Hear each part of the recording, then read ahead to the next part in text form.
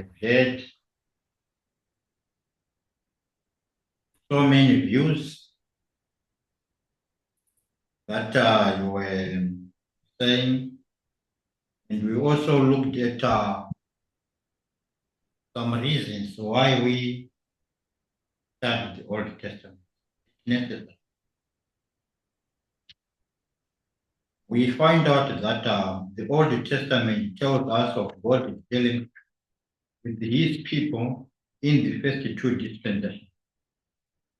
We can see that, in another words, we can say that when we talk of the Old Testament, we may take them as the dealings of God and the Israelites, the chosen people, the chosen nation.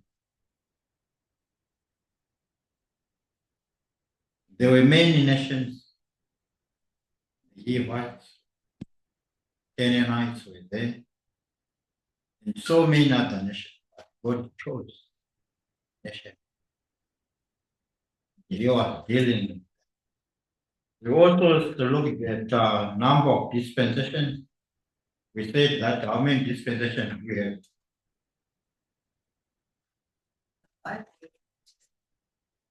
How many going home? How many dispensations? Three. Number one, what is the first one? Okay, the patriarchal dispensation. Then the second one we have the Mosaical dispensation.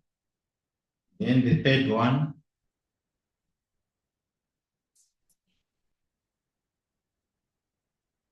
what name?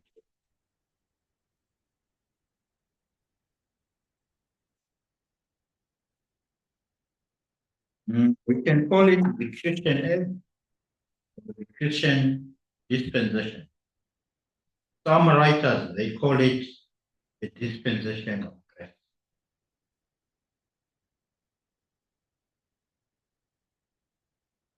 Then we looked at the background of the Old Testament. How many people were used by God to write the Bible?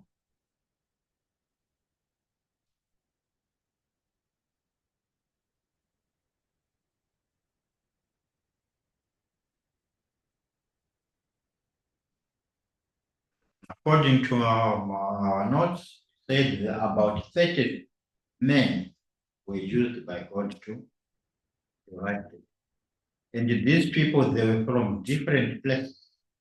And they were people of different backgrounds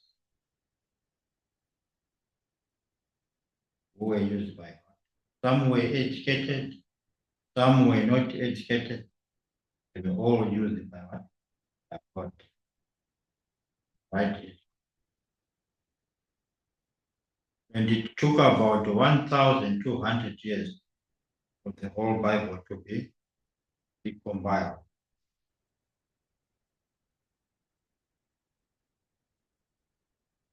And we said the Bible was written, especially the Old Testament, it was written mostly in Hebrew, partly in. Then we also have the Greek translation, which is normally called the Septuagint, which was written by 70 elders. 70 elders worked on the translation. Then we also looked at the division of the books. We have the Pentateuch, the books of law, which are from Genesis up to the book of Deuteronomy. This is where we see the Ten Commandments, the Decalogue, which is also written in those 5 books. Then we also have books of poetry, which is a section which is sometimes called wisdom literature. Then we have books of history, which tell us about the history, especially of this chosen nation, Israelites. The history books starts with the book of Joshua up to the book of Esther. Then we have the books of prophets, the 17, which begins with the book of Isaiah up to the book of Malachi. And these books, they have two divisions. Some are called minor prophets, some are called major.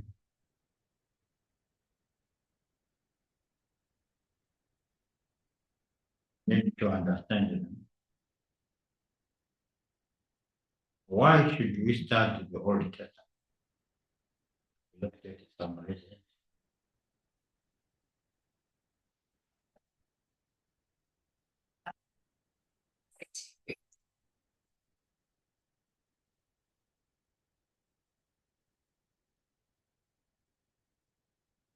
If you look at the books themselves, the content on the major prophets is too much volume,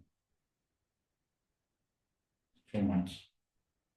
The minor prophets usually more. Yeah, but some of them, though they were minor prophets, but they gave very powerful prophecies. Those small prophecies are what? Oh,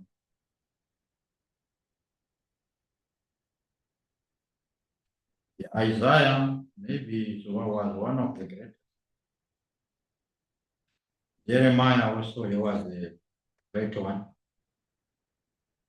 People like Ezekiel was also a great one. So you find him among the major.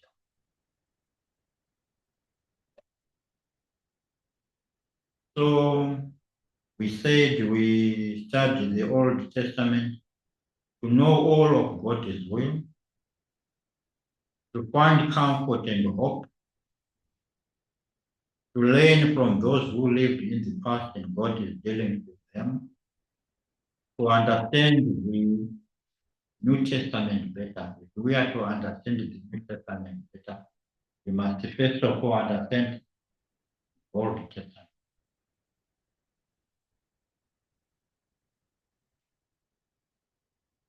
Then we also looked at it of Genesis. This one I'm not going to give a summary.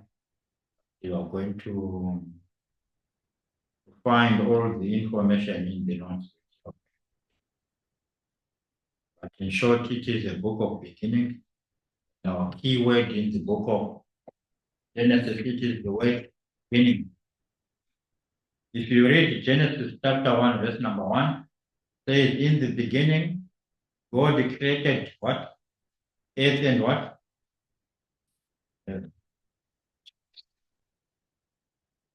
The records beginning of all, beginning of the human race, the beginning of sin, you also find it, the beginning of nation, the beginning of rest, beginning of cities, beginning of agriculture, beginning of language, the beginning of marriage, first marriage.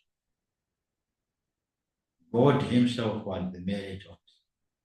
It took place in the Garden of. Then arts and crafts also find this.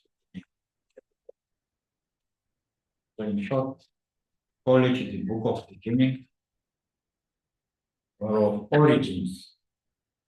Why? Because it recorded the origins of all things. Look at the number, find them once. So today we are jumping straight to the book of Exodus. What do you understand by the word Exodus?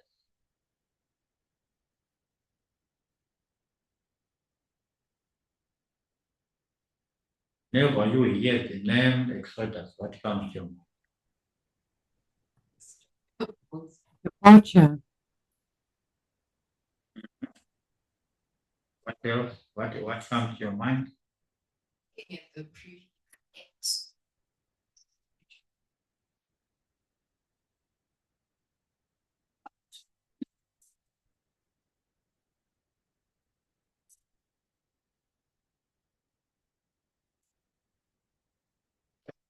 You're correct. The Greek word exodus means a going out, a departure, referring to Israel's departure from Egypt after 400 years of living there. The Israelites, they lived for 400 years in the land of Egypt. So when they were now going out of Egypt, it was called an exodus, a departure, referring to Israel's departure from Egypt after 400 years. So the writer of the book, as we all know, it is Moses. This book was written between 1447 BC and 1410 BC. What is the purpose of this book? If you are writing a letter, usually in your letter you state the reason why you are writing my letter.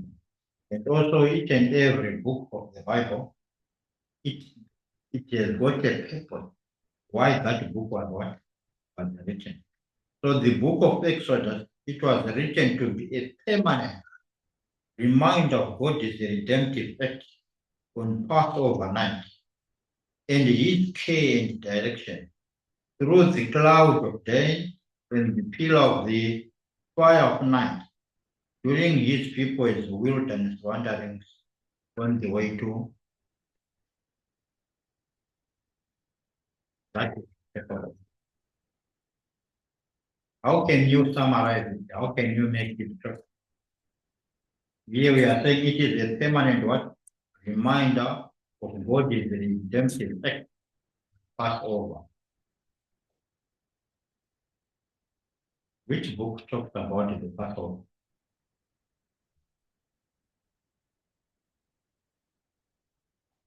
Where they had to kill some pig, some lambs without blemish, even the kids, they were supposed to be without what? Without blemish.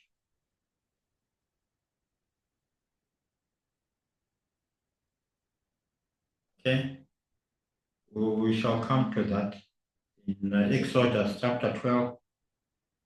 It records Passover. We shall come to that. So this book, it is a permanent reminder of God's redemptive act on Passover and his care and direction through the cloud of day and the pillar of fire during his people's wilderness wandering on their way to Canaan.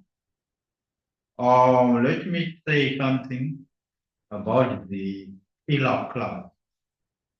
God was showing himself when they were moving from the land of Egypt, going to the land of Canaan. During the day, they were directed by some pillar of clouds. During the night, they were guided by God through a pillar of what? Of fire. So the pillar of cloud and the pillar of fire was signifying presence of God, meaning that they were not alone. God was with them. God was moving with them. They could feel his presence. Why? Because the pillar of fire was representing his presence. And the pillar of clouds during the day, it was also representing his presence. So we can say whenever they were moving, this exodus, we can also call it a march. They were marching out from Egypt. God was with them. He was showing his divine presence through pillar of what? Cloud during the day. And at night, he was also showing his divine presence through pillar of fire. They were not going to be lost. Why? Because God was directing through that pillar of fire, through the pillar of water, cloud. He was directing so that they won't go, they won't be lost. We can see that this book, it was written to each generation of people of Israel. Whom was it written? To each generation of the people. What is the main theme of the book? The history of Israel from the death of Joseph to the erection of the tabernacle. The history of Israel from the death of Joseph to the erection of the tabernacle. Yesterday we spoke briefly about Joseph. He was a man, a great man. When we talk of Joseph, he was a man who was Christ-like. Why am I saying he was Christ-like? Can you open chapter 50, verse 1 of Genesis?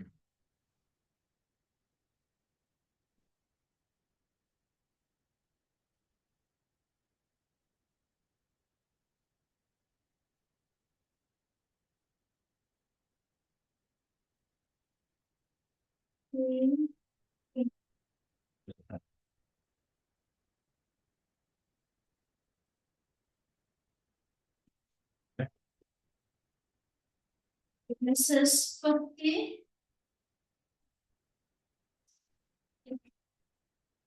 chapter 50, verse 20. You intended to harm me. God intended it for good to accomplish what is now done, saving of many lives. Can you also go to 45, verse 10? Same book.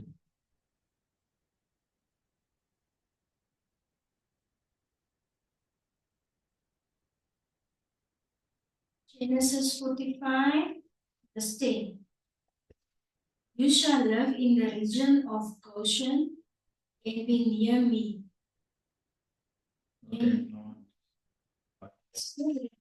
Okay, no.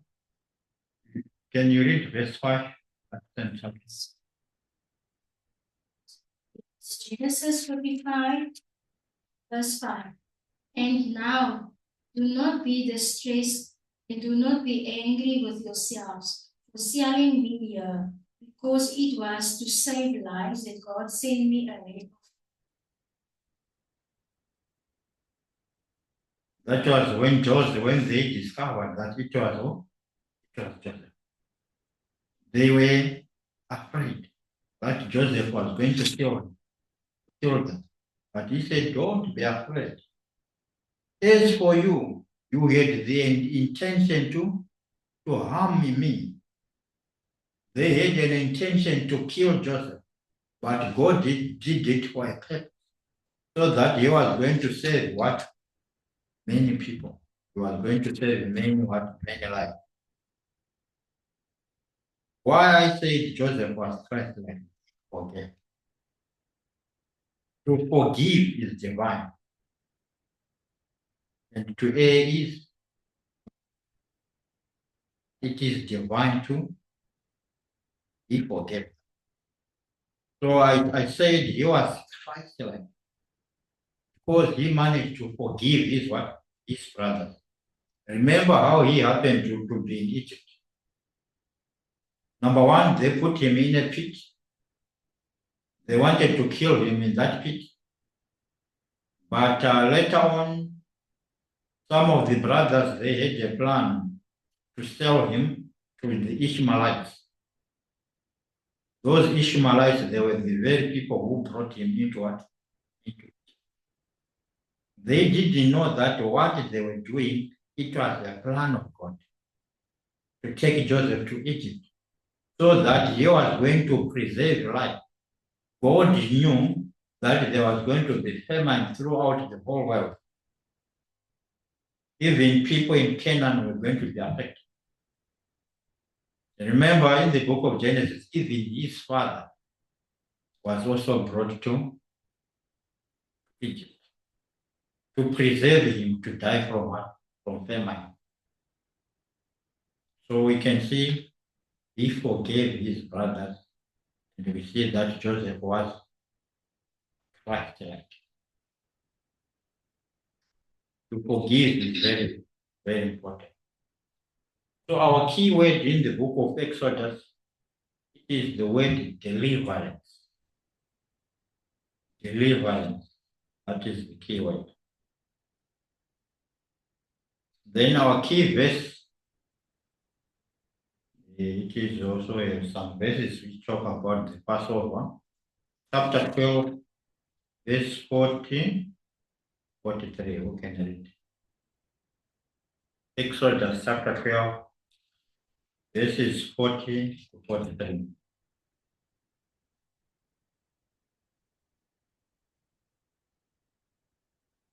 Exodus 12, verse 40. Now the sojourning of the children of Israel with God in Egypt was 430 years. And it came to pass at the end of the 430 years, even the selfsame day, it came to pass that all the host of the Lord went out from the land of Egypt. It was the night to be much observed unto bring them. This is that night God to be observed all the children of Israel. 43. And God said unto Moses and Aaron, this is the ordinance of the Passover. They shall no stranger eat them. Thank you. We shall talk more about the Passover. So the period of bondage, number one, we see the oppression in Egypt. Who can read chapter 1, verses, there's so many. The oppression in Egypt, you can read it from Genesis chapter 1, verse number 7 to verse number 22. Yeah, maybe you can read first. Chapter 1, verse 7 to 22.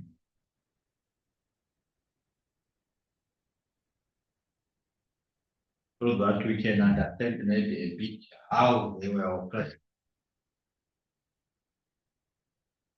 Genesis 1, 7. The beginning. In the beginning, God created the heavens. No, Exodus. Book of Exodus. Oh, sorry.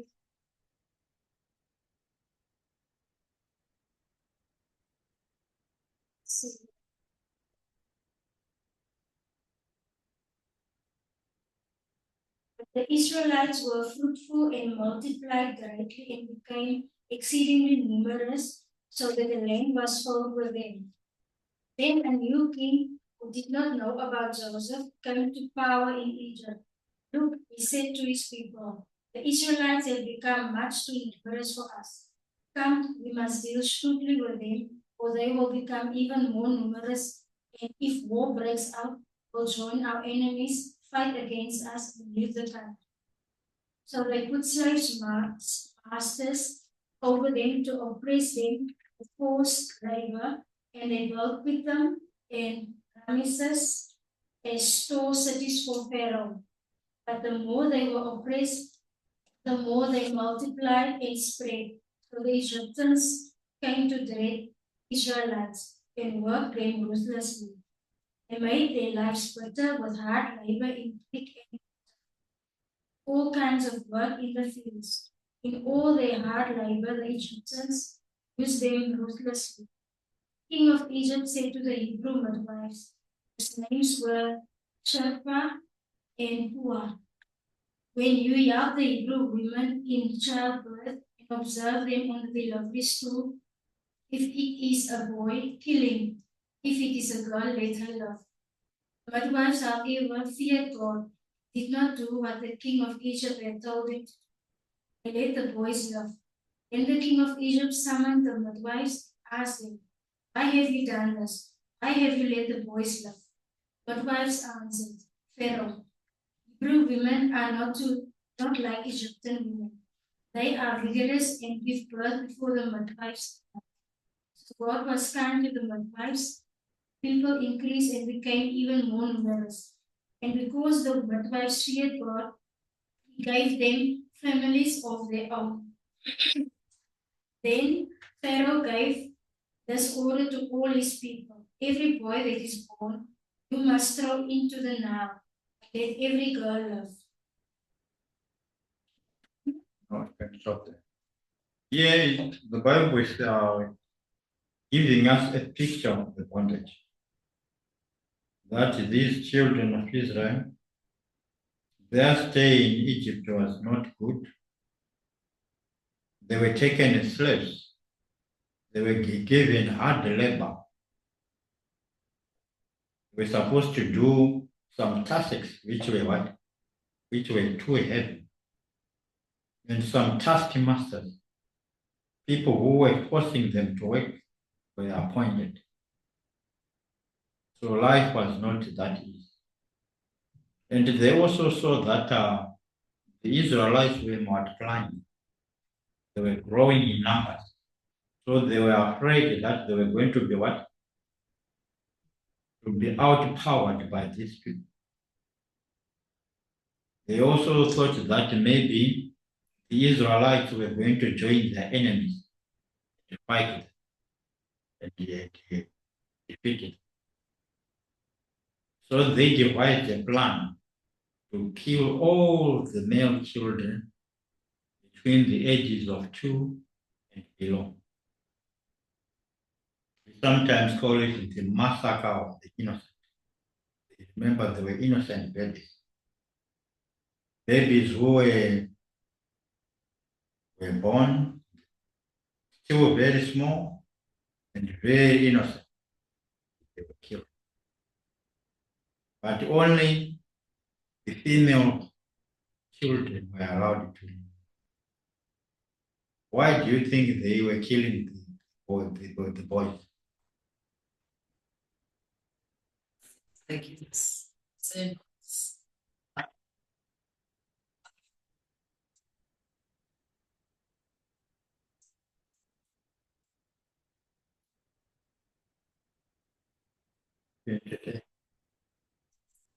You have to take some statistics. Men are more. So they were afraid that these men, these boys, when they grow up, they will become soldiers and fight them. So they decided to. Also, during the time of Jesus, when Jesus was born, King Herod also gave that instruction to kill all the male children, ages 2 and below. He thought Jesus Christ was also going to be among those children who were going to be his plan. Here also, the plan did not work. Children like Moses, they could not kill. You shall find when we look at the story of Moses and how he came to live in the palace. So also events in the early life of Moses, his birth and adoption, and we read chapter 2, verses 1 to 10. This is the story of Moses. Exodus 2, from verse 1 to 10, the birth of Moses. Now a man of the house of Levi married a Levite woman, and she became pregnant and gave birth to a son. When she saw that he was a fine child, she hid him for 3 months. But when she could hide him no longer, she got a papyrus basket for him and coated it with tar and pitch. Then she placed the child in it and put it among the reeds along the bank of the Nile. His sister stood at a distance to see what would happen to him. Then Pharaoh's daughter went down to the Nile to bath, and the attendants were walking along the river bank. He saw the basket among the reeds and sent a slave girl to get it. She opened it and saw the baby. He was crying, and she felt sorry for him. This is one of the Hebrew babies, she said. Then his sister asked Pharaoh's daughter, shall I go and get one of the Hebrew women to nurse the baby for you? Yes, go, she answered, and the girl went and got the baby's mother. Pharaoh's daughter said to her, take this baby and nurse him for me, and I will pay you. So the woman took the baby and nursed him. When the child grew older, she took him to Pharaoh's daughter and he became her son.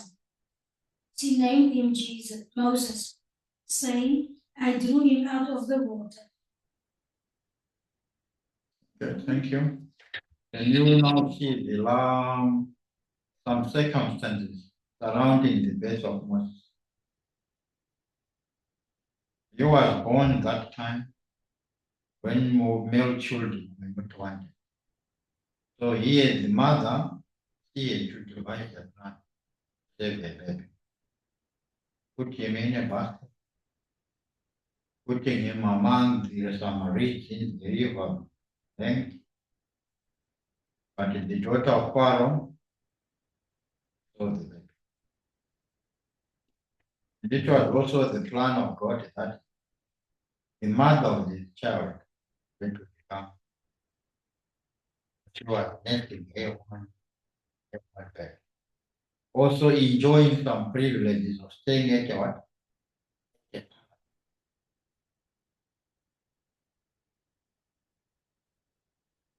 Moses was fed at the-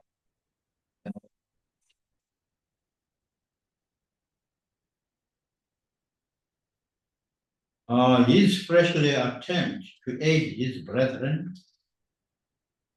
You can read chapter 2, verse 11 to 14. Passengers and Moses was his bread. On their burdens, despite on smiting and he swayed that so that there was Okay, so remember, Moses grew up where? In the palace. But one very good thing about him, though he was living like a son of the daughter of Pharaoh, he did not forget that he was. I can say that Moses was patriotic. He loved his Jewish brethren. And when he saw an Egyptian fighting a Hebrew, he killed that Hebrew. Beat him. He did that to protect his own, the Jew. So we can say Moses was patriotic. So also his flight to Midian, chapter 2, verse number 15, when he killed that Egyptian, he ran away. Chapter 2, verse 15, we can read.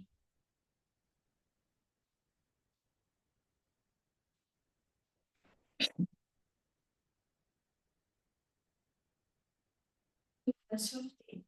Yes. Pharaoh heard of this, tried to kill Moses, but Moses fled from Pharaoh and went to live in Egypt. He sat down by a well. When he killed an Egyptian, the message came to the king, Pharaoh. He wanted to kill him, but it was too late. Moses fled, ran away to. Then his marriage, chapter 2, verse 21, 23, verse 21. Exodus 2, verse 20. Moses agreed to stay with the man, gave his daughter Zipporah to Moses in marriage. Okay, thank you. So here we can see that Moses married a lady by the name. That was his wife. Then we can see that 40 years pass. We can also read Acts 2:7, verse 30. The book of Acts, the New Testament, verse number 30.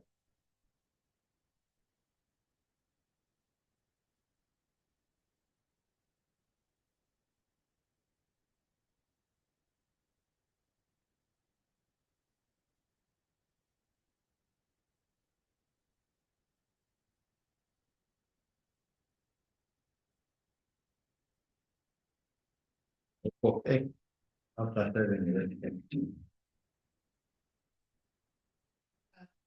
7. When 40 years expired, there appeared to you wilderness on Sinai.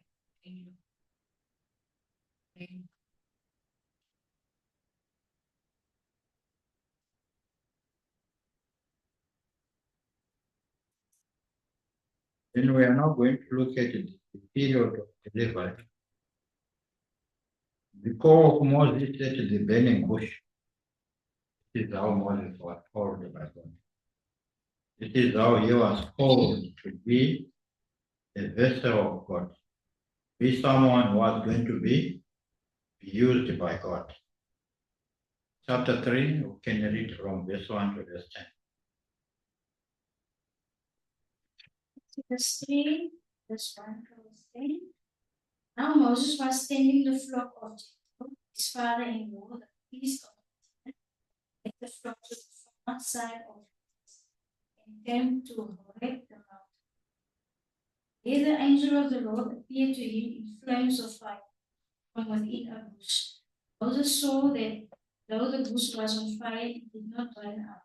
So Moses thought, I will go over and see the strange sight, why the bush does not. The Lord saw that he had gone over to look. God called to him from within the bush, Moses, Moses. And Moses said, Here I am. Do not come any closer. God said, Take off your sandals, for the place where you are standing is holy ground. Then he said, I am the God of your father, God of Abraham, God of Isaac, and the God of Jacob. At this, Moses hid his face because he was afraid to look at him. The Lord said, I have indeed seen the misery of my people in Egypt. I've heard them crying out because of their slave drivers, and I am concerned about their suffering. So I have come down to rescue them from the hand of the Egyptians, bring them up out of that land, good and spacious land flowing with milk and honey, home of the Canaanites, Amorites, Perizzites, Hittites, Jebusites. And now the cry of the Israelites has reached me. I have seen the way Egyptians are facing them. So now, go. I am sending you to Pharaoh to bring my people, the Israelites out. But Moses said to God, Who am I that I should go to Pharaoh and bring the Israelites out? I will be with you. This will be the sign to you. That is, I who have sent you. And you have brought the people out of Egypt, will worship God on this mountain. Moses said to God, Suppose I go to the Israelites and say to them, God of your fathers has sent me to you. I asked, What is his name? What shall I tell him? God said to Moses, I am who I am. This is what you are to say to the Israelites. I am sent me to you. God also said to Moses, Say to the Israelites, the God of your fathers, God of Abraham, the God of Isaac, God of Jacob, has sent me to you. This is my name forever, name by which I am to from generation to generation. Now assemble the elders of Israel and say to them, Lord, the God of your fathers, God of Abraham, appeared to me and said, I have watched over you and have seen what has been done to you in Egypt. I have promised to bring you up out of your misery in Egypt into the land of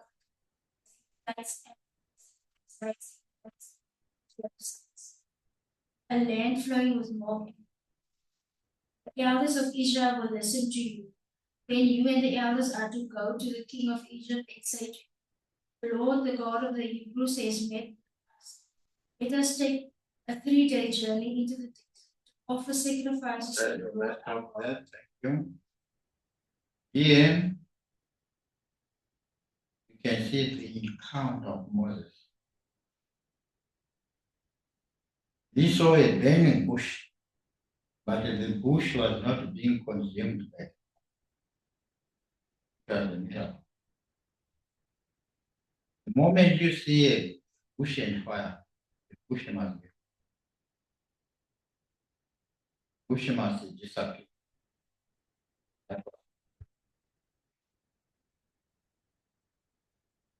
He began dialogue.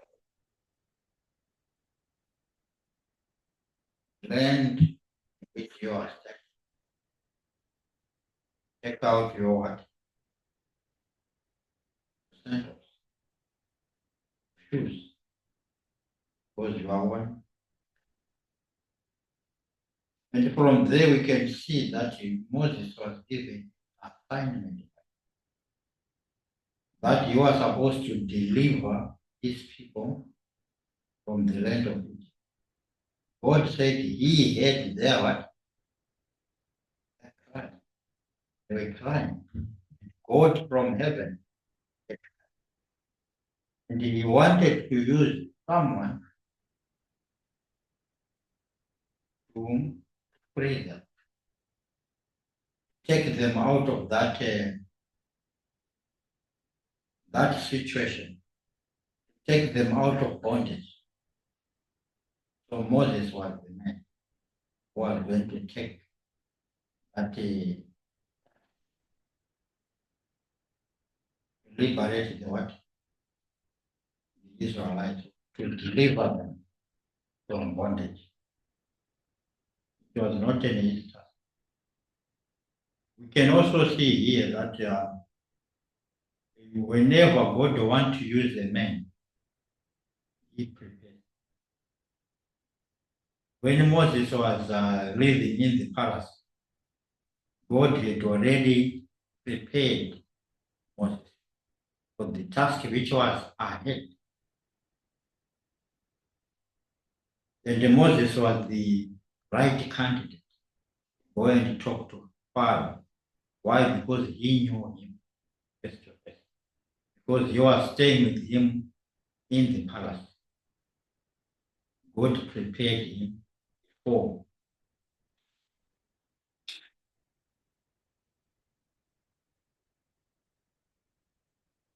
Then the divine commission and empowerment. I read some of the verses. How was he empowered?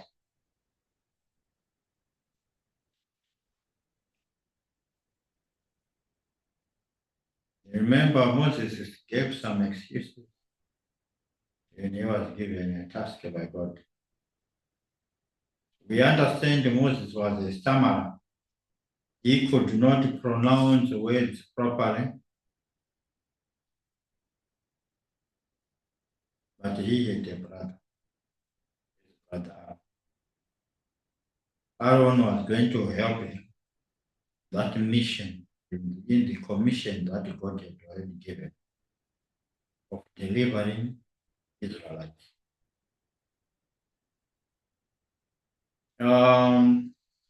He gave some excuses. Chapter 3, verse 11, can you read that? Excuse that was given by Moses. Chapter 3, verse 11. Moses said to God, who am I that I should go to Pharaoh and the Israelites? Who am I? Just an excuse. God has given you a task. You say, who am I? Then in chapter 4, verse 10 to 13, he also gave some excuses. Can you read chapter 4, verses 10 to 13? The Lord said to him, who gave man his mouth, who makes him deaf or mute, gives him sight or makes him blind? Is it not I, the Lord? Now go, I will help you speak and will teach you what to say. Moses said, O Lord, please send someone else to do it. Then the Lord's anger burned against Moses. What about your brother, Aaron, the Levite? I know he can speak well. He is already on his way to meet you, and his heart will be glad when he sees you. You shall speak to him and put words in his mouth. I will hear both of you speak, will teach you what to do. He will speak to the people for you. It will be as if he were your mouth and as if you were God to him. But take this staff in your hand so you can perform miraculous signs. Thank you. It's human nature to give the I can't speak proper. I can't do this. He was reminded that he had a brother, Aaron. Aaron was fluent, was eloquent in his speech. So he was going to help him, he was going to assist him in the commission or in the work that God did. Aaron was going to help him. So Aaron associated with Moses in demanding of Pharaoh the liberation of Israel. We can read this from chapter 4, verse 27 to verse number 31, chapter 5, verse 1 to 3. Yeah, maybe. The Lord said to Aaron, go into the desert to meet Moses. So he met Moses at the mountain of God and kissed him. Then Moses told Aaron everything the Lord had said to say, also about all the miraculous signs he had commanded him.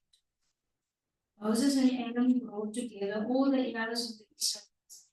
Aaron told them everything the Lord had said to Moses. Also performed the signs before the people. And they believed. And when they heard that the Lord was concerned about them and had seen their misery, they bowed down and worshiped. Okay, thank you very much. Then the bondage was made more severe, according to chapter 5, from verses 5 to verse number 23. Because of our time, we can't read that one and do it on your own spare time. Instead of lightening the bondage, it was made more severe, meaning that they were given now more work to do.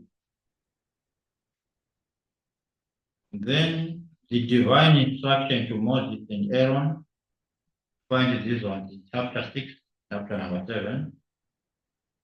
Then the contest with Pharaoh and the infliction of 10 plagues. You find these ones from chapter 7, chapter number 11. You are demanding, release my people. Let my people go. That was Moses. Demanding Pharaoh. The Pharaoh was saying no. God sent 10 plagues, or we may call them 10 disasters. At one time, water was turned into blood. People had no water to drink. At one time, flies were all over. what happens when flies are all. At another time, there were also some frogs were all over.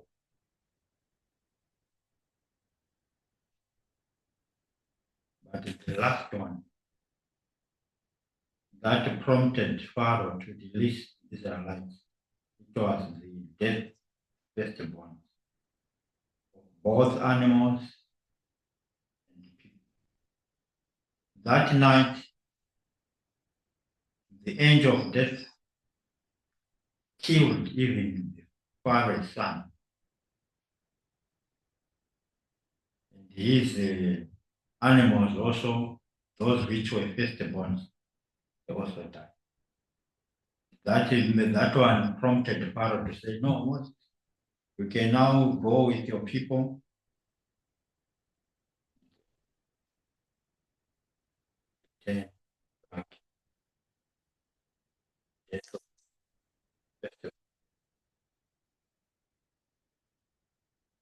Then in chapter 12, we see the Passover. What is Passover?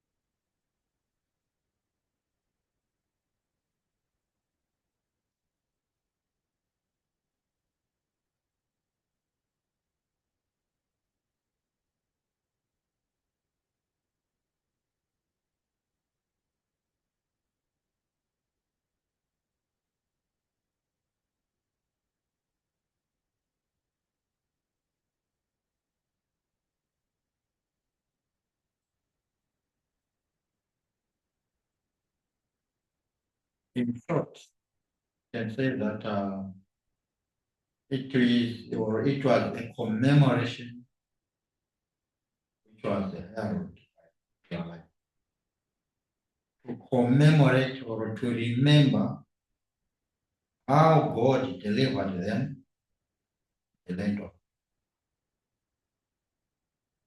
And that one also involves the death of those firstborns.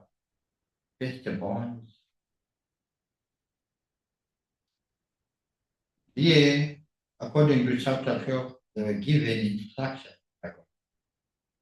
that they were supposed to put blood of a lamb or a kid without a blemish. Remember, people had a tendency of offering animals which were blind, animals which were limping, animals which were not perfect. But here God wanted to use perfect animal without a blemish. Its blood was supposed to be applied on the cross. And when the angel came, saw the blood, he survived. And when he goes to an Egyptian and finds no blood, firstborn of that Egyptian was killed. Firstborn of these animals were also what? Also killed. His blood here.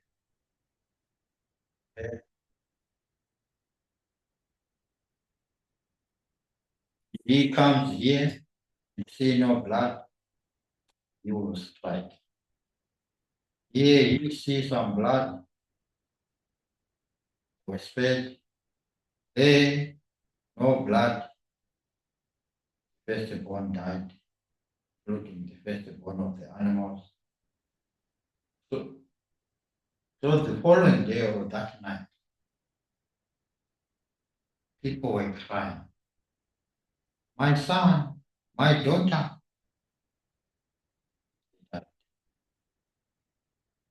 Pharaoh, so Moses, take your people home.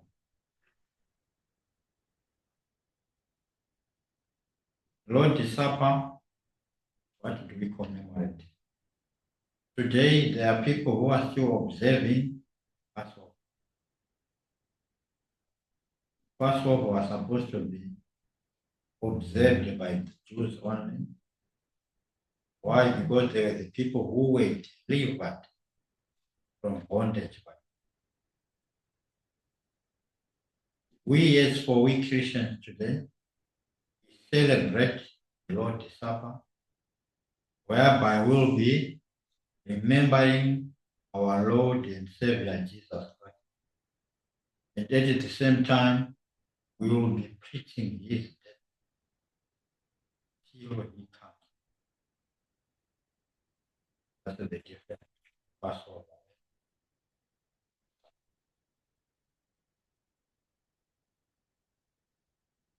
Then we also have a period which is called the period of discipline. In the book of Exodus, we can read this one from chapter 12, verses 31 to verse number 51. Then the experience on the way to Mount Sinai,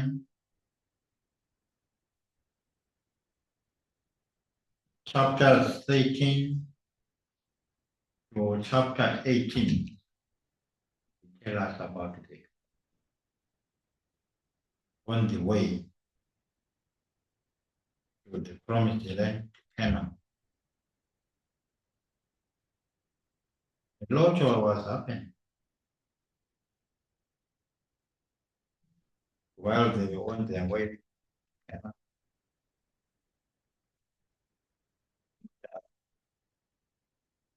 And a lot of them could not make it into the promised land because of Satan. We shall see some of these things when we will do the book of Numbers.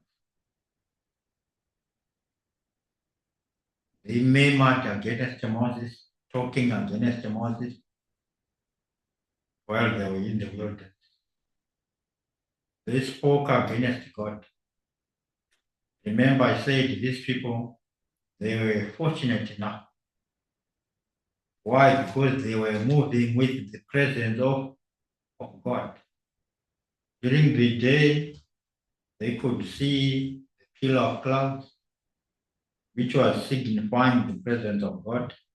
And at night, they could also see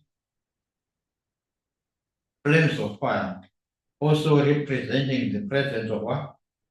Presence of God.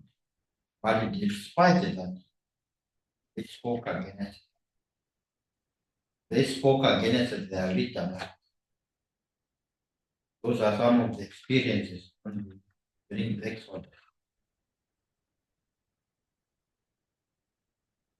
Then we have the period of legislation and organization. The arrival at Sinai, you can read this one from verses 19, verse 1 and 2. Can read.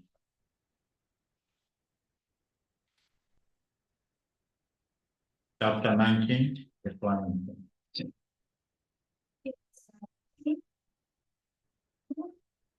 Mount Sinai. In the third month after the Israelites left Egypt, the very day came to the desert of Sinai.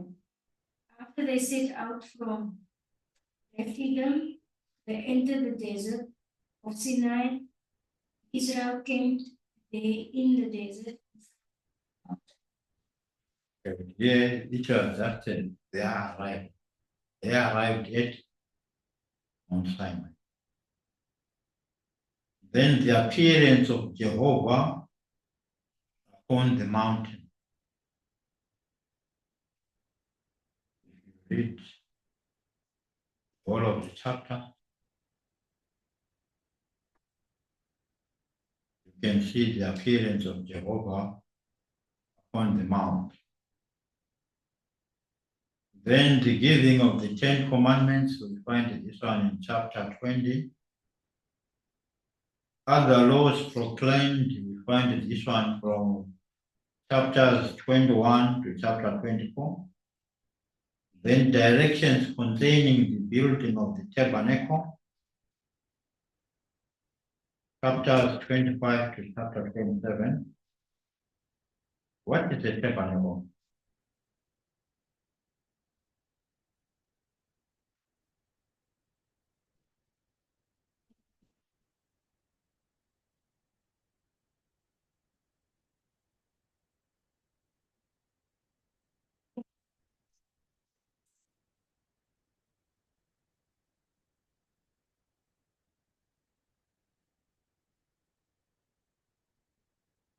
Tabernacle, there is another word which they normally use, which was sometimes called a tent of.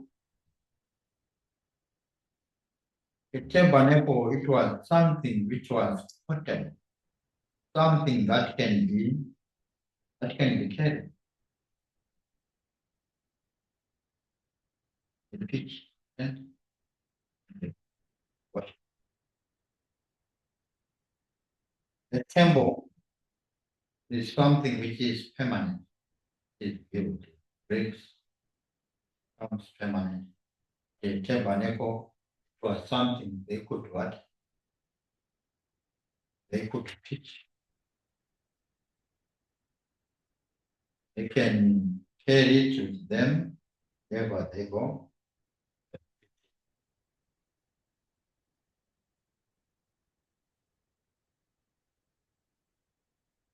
Then the appointment of our high priest, also read this one in chapter 28.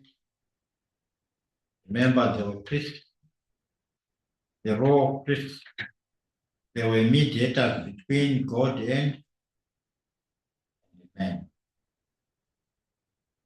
There was a high priest.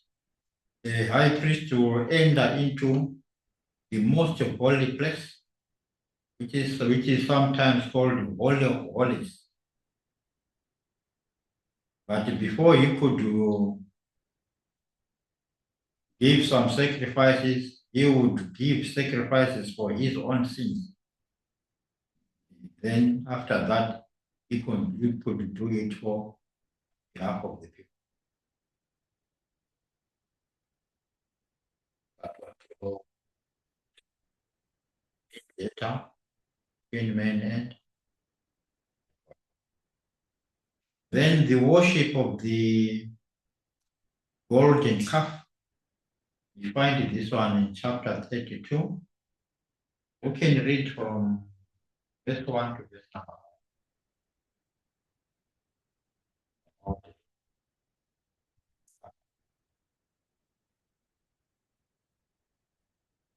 This golden calf, it was an idol. An idol is anything that takes the place of God. It can be in the form of money. If you love money more than God, money will become an idol. If you love your children more than God, the children become idol. If you love your husband more than God, your husband can also become idol. Anything that takes the place of God. Here they make all God an idol. If anyone who can read from verse 1 to verse 5. Exodus 34, Yeah. verse 1. And when the people saw that Moses delayed to come down out of the mountain, people gathered themselves. Make us gods, which shall go before us. For as for this Moses, the man that brought us up out of the land of Egypt, we would not want verse 2. And Aaron said, break off the golden earrings which are in the ears of your wives and sons. And all the people broke off golden earrings which were in the ears.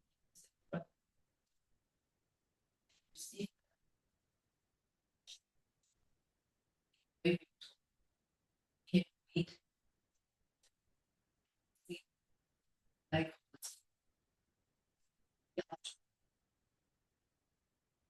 Aaron saw it, he built an altar. Aaron made a proclamation, said, "Tomorrow is a feast." Thank you. Moses spent 40 days and 40 nights. They did not know what happened. It is human nature that we want to depend on a higher what being. And normally this higher being, this one they wanted an idol so that they can worship that idol. And they will give credit either that you are the God who brought us from the land of Egypt. That's something they made. And you see how futile a mind can. I like the words of Paul in the book of Acts, chapter number 17. You read from verse 27. Acts 17, that is 27.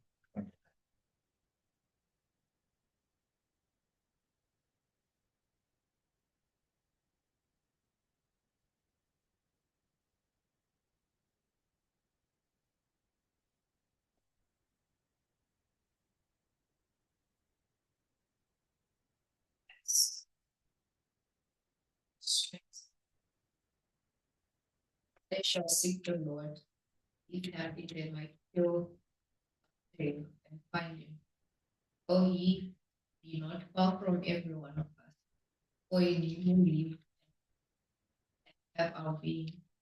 As certain also of your own poets have said, we are also his offspring. For as much then as we are, we ought not to think that unto gold or silver or stone graven by hands and man's Here said God is not like what?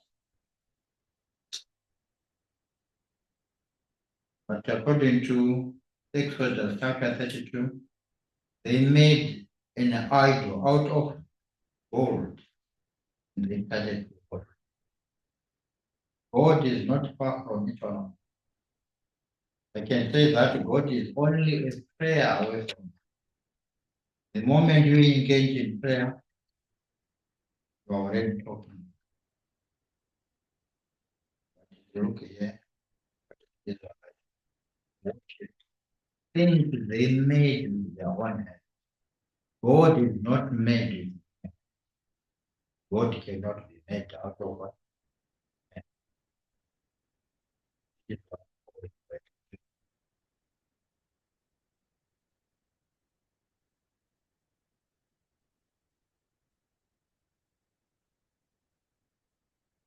Then the preparation for in the erection of tabernacle. This one we read from verses chapter 35 to chapter number 40. Can hear more about the tabernacle, how it was to be built, and what was in the tabernacle.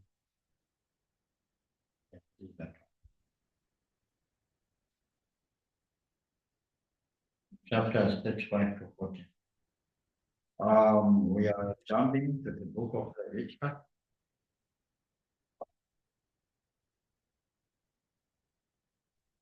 The name Leviticus, it was derived from the tribe of Levi, the priestly tribe of Israel. Most priests were Levi. And I said the priests, they were the people who were mediators between God and man. So the name Leviticus got its name from the Levitical priesthood. So the priestly tribe of author It is the same author, Moses. He wrote the 5 books of law. And Leviticus is one of them. It is a book of law. This book was written between 1446 and 1410 BC. And this book was written mostly to the children of Israel. What is the purpose of the book? The purpose was to prepare a digest of divine law, to present a digest of divine law. In the book of Leviticus, we read of some laws, the moral law, and some ceremonial laws. Find them in the book. Then the main theme, I like this one very much. How can a sinful man approach a holy God? How can a sinful man approach a holy God? Remember in the book of Leviticus, chapter 19, verse 1 and 2, God says, "Be holy, for I am holy." And since he is holy, he expects his children to be holy, to be like him. The word holy occurs over 80 times in the book. How can a sinful man have access to a holy God? We shall see how can we approach God. Even today, we have a way of approaching.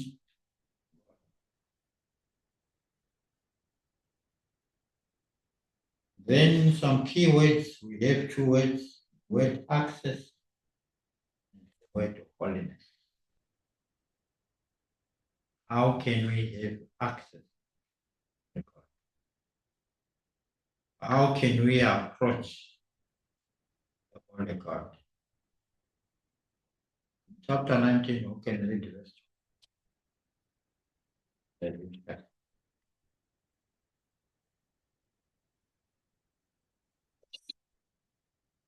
Verse 19, verse 2.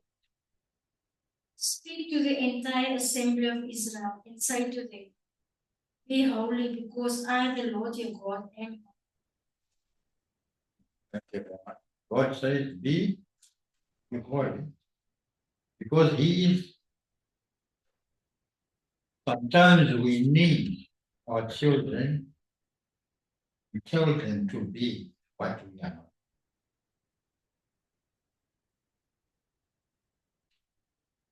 Before you tell your children, you can ask yourself that. But I like how God puts it. He says, "Be holy, for I am holy." He wants his children to be like holy. That's very beautiful. And it is one of the virtues that Christians must have. So one of the most important qualities.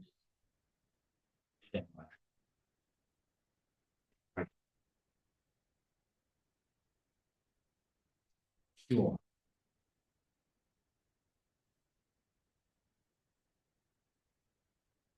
Live like one who was set apart.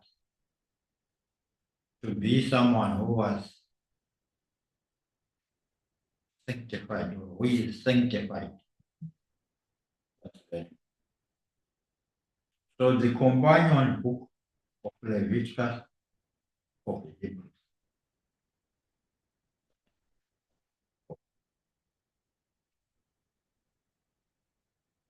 We want to find some ways the men can have access to. Here we want to look at in the Old Testament, how were they approaching God? Number one, through sacrifice and offering. We have some burnt offerings which signify atonement and consecration, according to chapter 1, verse 2. Verse 2. Then we also have a grain offering, signifying thanksgiving, chapter 2, verse 1 and 2. Then we have some peace offerings, which signify fellowship, chapter 7, verses 7 to 15. Then sin offering, which signifies reconciliation. We find this one in chapter 4. Then there was guilt offering, signifying cleansing from guilt. So we can find that in the Old Testament, these were the things which were used by the people of God to have access to God. They could have access to God through sacrifices and offerings. And offerings, rain offering, peace offering, sin offering, guilt offering. So number one is to say they had access to God through sacrifices and offerings. Number two, through priestly mediation. As I said there were the mediators between God and the man. They were in between man and God. They will give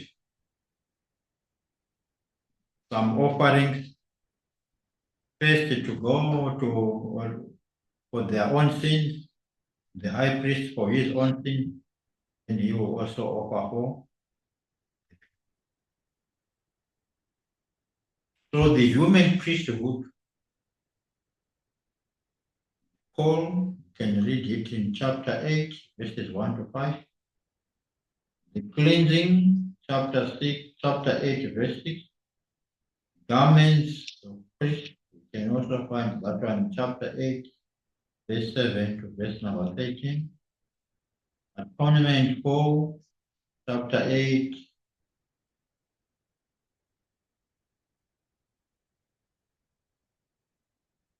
Then we have some examples of the sinfulness. This one we find it in chapter 10. How can a sinful man approach a holy God? So we have found out that they were having two major ways by which they could have access to God: through sacrifices and offerings and through priestly mediation.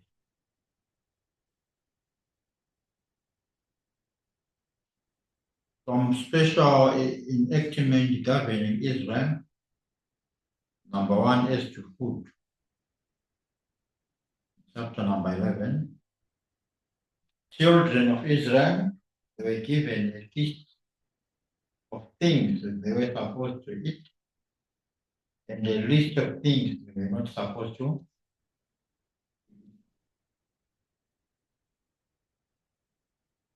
I think some of those ones, you know them. Which ones were they not supposed to eat?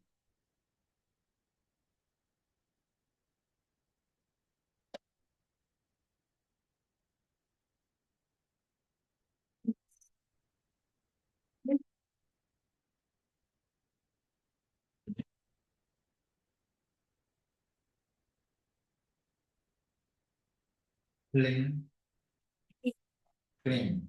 Which ones? Maybe some of the unclean ones. Pork,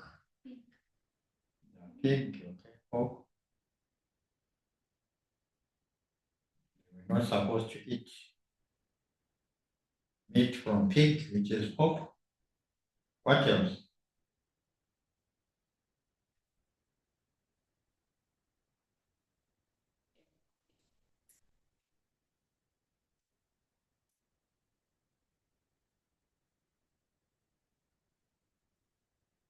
Yeah, but if we go to the book of chapter 11, let's go to it. If you can open.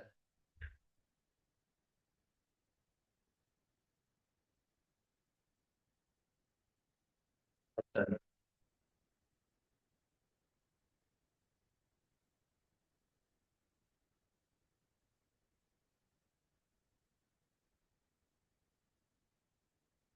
The Lord said to Moses and Aaron, say to the Israelites of all the animals, these are the ones you eat. Any animal that has a split hoof, completely divided, choose the cat. Some that only chew the cat only have a split, must not eat them. Camel choose the cat, not have a split. It is ceremonially unclean for you. Coney, though it choose the cat, not have a split. It's unclean. Ever, though it choose the cat, not have a split. It is unclean. The pig, though it has a split with completely divided, does not choose the cat. It is unclean. Must not eat their meat or touch their carcasses. They are unclean for you. All the creatures living in the water of the seas and streams may eat any that have fins and scales. All creatures in the seas or streams scales, whether among all the swarming things or among all the other living creatures, you are to detest. Since you are to detest them, must not eat their meat, must detest their carcasses. Anything living in the water that does not have fins and scales is detestable. These are the birds you are to detest, not eat because they are detestable. Eagle, the vulture, black vulture, any kind of black kite, any kind of raven, an owl, the screech owl, the crow, any kind of bird, the little owl, cormorant, red owl, white owl, the desert owl, stork, any kind of hare, all flying insects that walk on all fours are to be detestable to you. There are, however, some winged creatures that walk on all fours you may eat. Those that have joint legs for hopping on the ground. These you may eat any kind of locust, pit or grass. All other winged creatures that have 4 legs you are. Will make yourselves unclean by these. Whoever touches, whoever picks up one of the carcasses must wash his clothes, and he will be unclean till evening. Every animal that has a split hoof, not completely, it does not chew the cud, is unclean for you. Whoever touches any of them will be unclean. All the animals that walk on all fours, those that walk on their tails are unclean. Whoever touches their carcasses will be until evening. Anyone who picks up their carcasses must wash his clothes and will be unclean. They are unclean. Thank you very much. So they were given 2 lists. Those ones which were clean, they were supposed to eat, and the unclean one, which they were not supposed to, were given. Which ones are we not supposed to eat? Okay.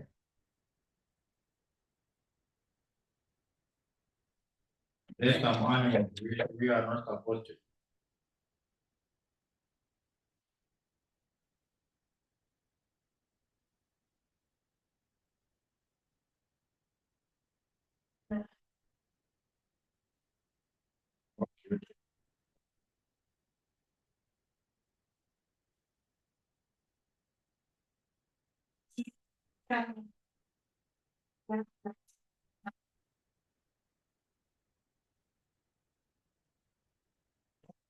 Then it's coming.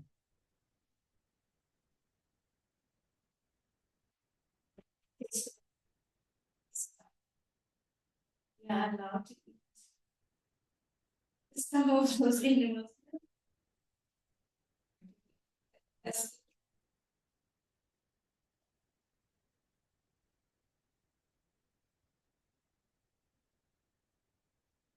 Yeah, but that one is not a powerful passage. It was Cornelius, the first one. Oh, no, it was Peter.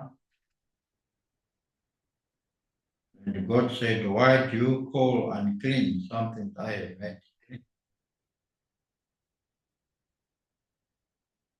But still, it's not a convincing passage. There are some convincing passages which can tell that a Christian they can keep anything.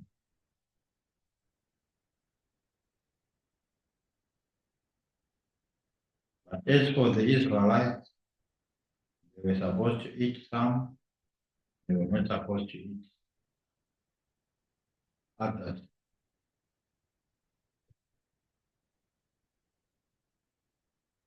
If you read, you can read on your own, or you can read it. First Timothy chapter 4, verses 1 to 5. Okay.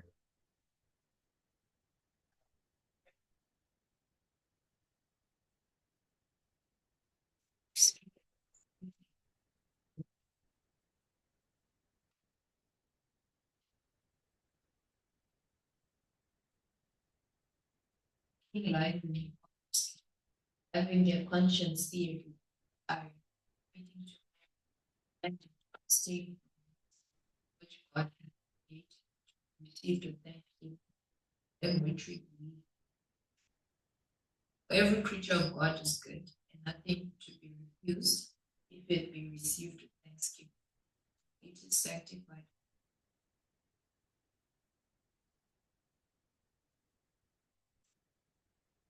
Can you say?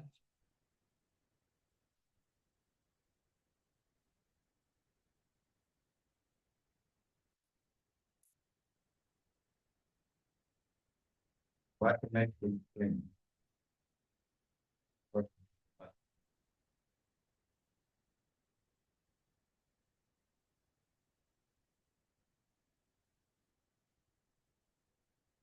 is the passage? The answer is Sanctified.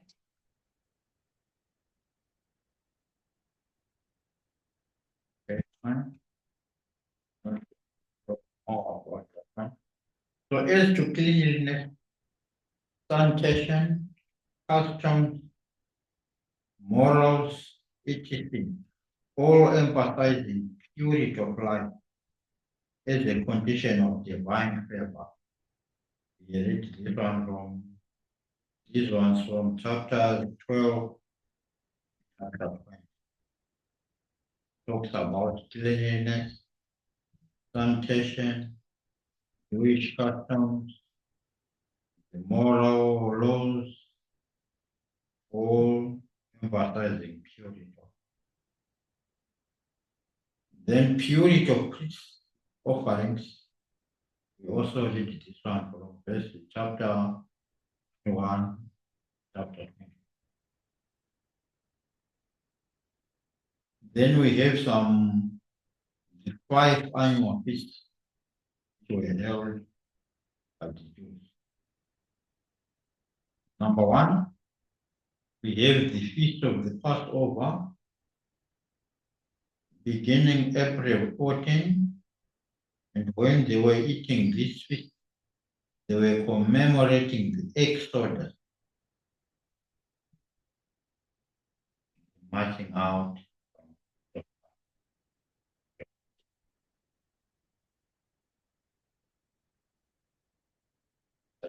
One,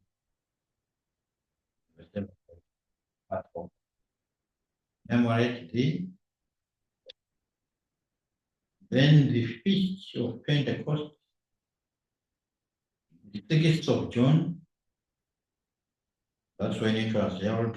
Here they were commemorating giving of law, according to chapter 23, verse 15.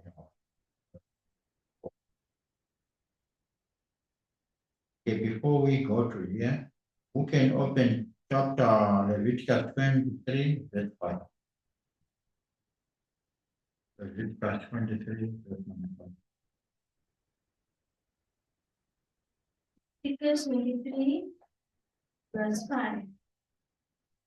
Lord's Passover begins at twilight on the 14th day of the first month. Okay, then same chapter, verse 15.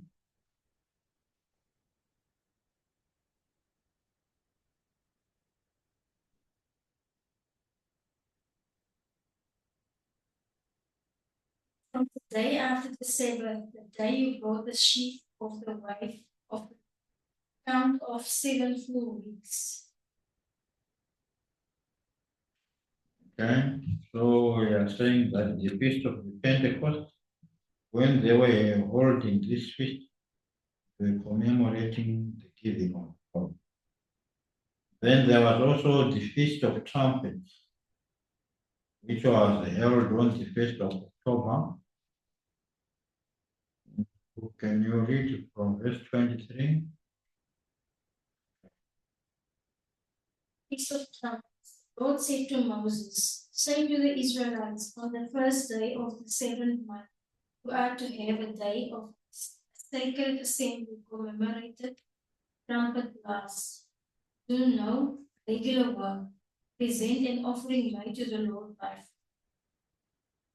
Okay, thank you. The Feast of Trumpets. Then the Day of Atonement, which was the 10th day of October, the high priest enters Holy of Holies to make atonement for the sins of the people. Chapter 16, then chapter 23, verse 27 to number 32. Then there was also the Feast of the Tabernacles, beginning the 15th of October. Here the Israelites were commemorating the life in the wilderness and thanksgiving for their harvest. Chapter 23, verse 39.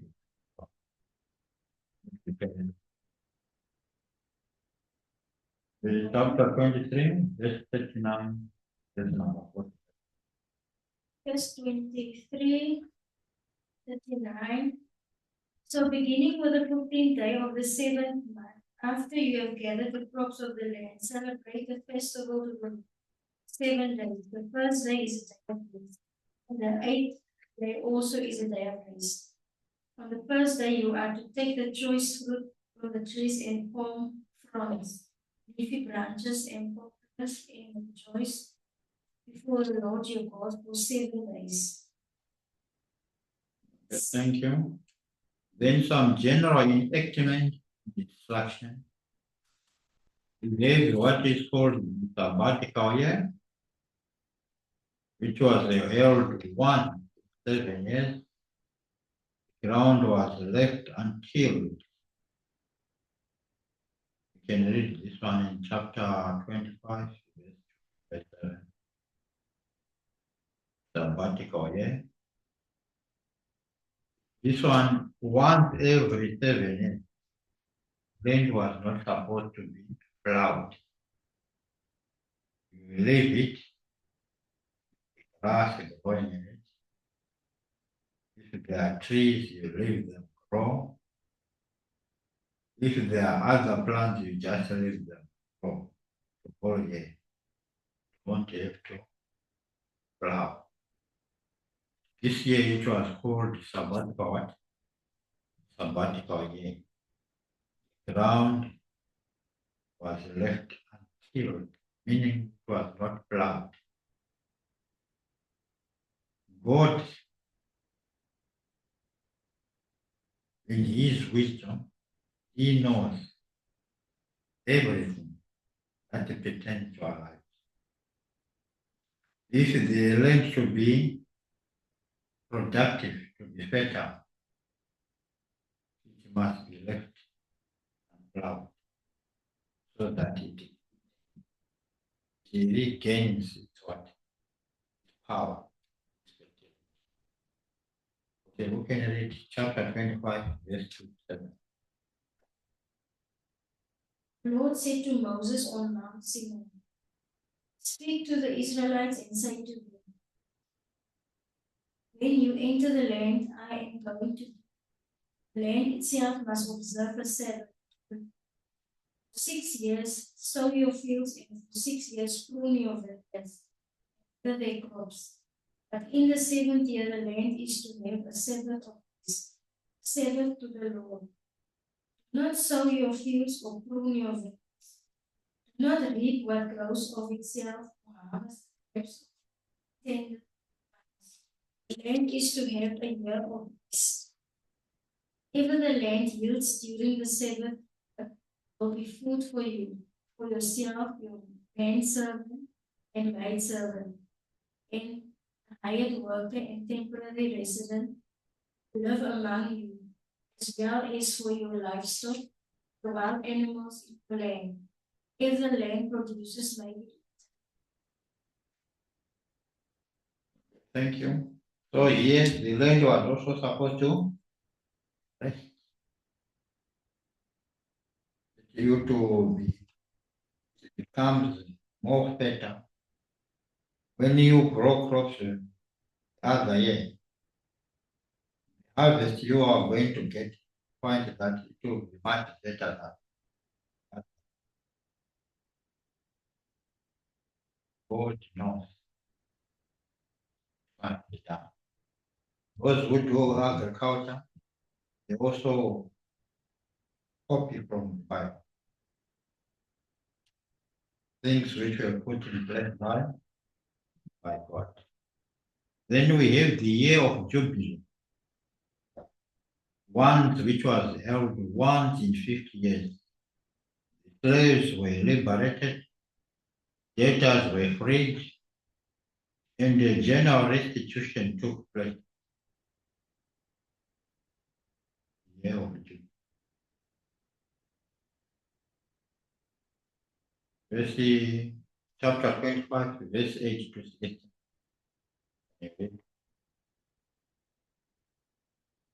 Count of 7 Sabbaths of years, 7 times 7 years, so that the 7 Sabbaths of years amount to a period of 49 years. Then have the trumpet sounded everywhere on the 10th day of the 7th month. On the day of atonement, sound the trumpet throughout your land. Consecrate the 15th year and proclaim liberty throughout the land to all its inhabitants. It shall be a jubilee for you. Each one of you is to return to his family, liberty, and each to his own clan. 50th year shall be a jubilee for you. Do not sow and do not reap what grows of itself, or harvest the untended vines. For it is a jubilee and is to be holy for you. Eat only what is taken directly from the fields. In this year of jubilee, everyone is to return to his own property. If you sell land to one of your countrymen by any form, do not take advantage of each other. You are to buy from your countrymen the basis of the number of years since the jubilee, and he is to sell to you on the basis of years left for harvesting. When the years are many, you are to increase the price, and when the years are few, you are to decrease the price. Because what he is really selling you is the number of crops. Do not take advantage of each other. Fear your God. I am the Lord your God. Follow my decrees and be careful to obey my laws. You will live safely in the land. Then the land will yield its fruit, and you will eat your fill and live there in safety. You may ask, what will we eat in the 7th year if we do not plant or harvest our crops? I will send you such a blessing in the 6th year. The land will yield enough for 3 years. While you plant during the 8th year, you will eat from the old crop and will continue to eat from it until the harvest of the 9th year. The land must not be sold permanently, because the land is mine. you are but aliens and migrants. Throughout the country that you hold as possession, you must provide for the. If one of your countrymen becomes poor and sells some of his property, his nearest relative is to come and redeem what his countryman has sold. If, however, a man has no one to redeem it for him, but he himself prospers and acquires sufficient means to redeem, he is to determine the value for the years since he sold it, refund the balance to the man he sold it. He can then go back to his own property. If he does not acquire the means to pay him, his sold will remain in the possession of the buyer until it will be returned in the Jubilee, and he can then go back to his property. If a man sells a house in a walled city, he retains the right of redemption full year after its sale. During that time, he may redeem it. If it is not redeemed before a full year has passed, the house in the walled city shall belong permanently to the buyer and his descendants. It is not to be returned in the Jubilee. But houses in villages without walls around them are to be considered as open country. They can be redeemed and they are to be returned. The Levites always have the right to redeem their houses in the Levitical towns which they possess. So the property of the Levites is a house sold in any town they hold, is to be returned in the Jubilee.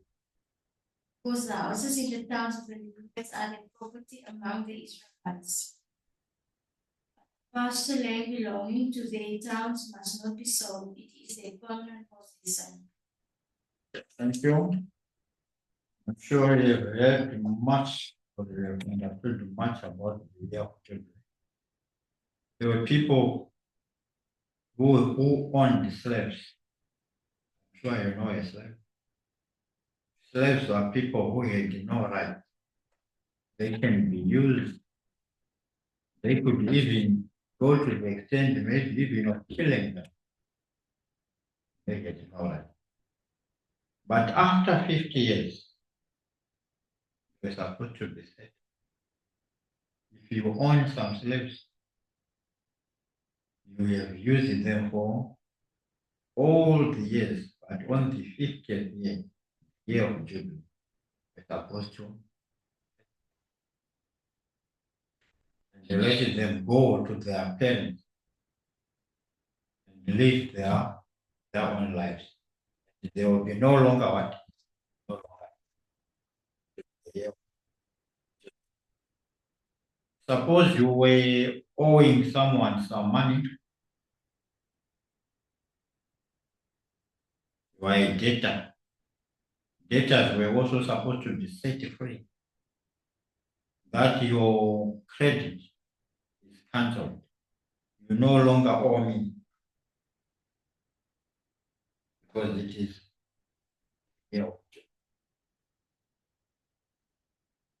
credits were cancelled. Slaves were set free. Yeah.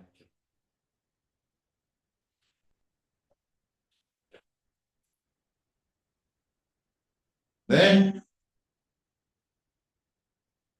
conditions of blessings and warnings concerning chastisement, which is punishment. We read this one in chapter 26 of the book of Leviticus. Then we also have some laws of vows. Also read them in the book of Leviticus chapter 27. You know a vow? You make promises. Those laws of vows. Okay. Then the book of Hebrews should be started as a companion of Leviticus. Talks about some of this.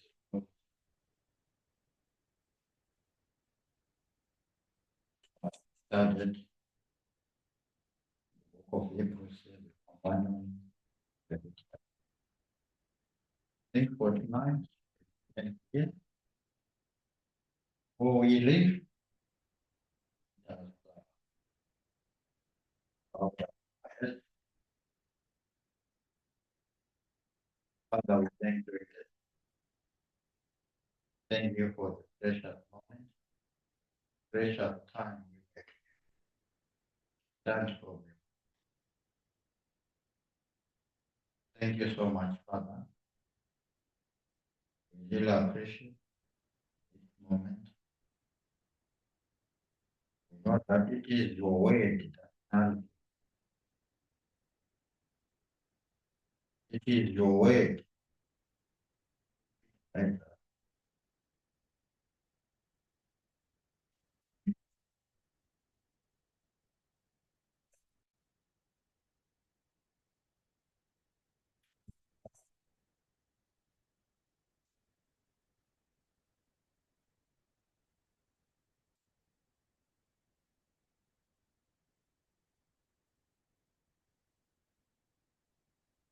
thank you so much. Together. God willing on Thursday.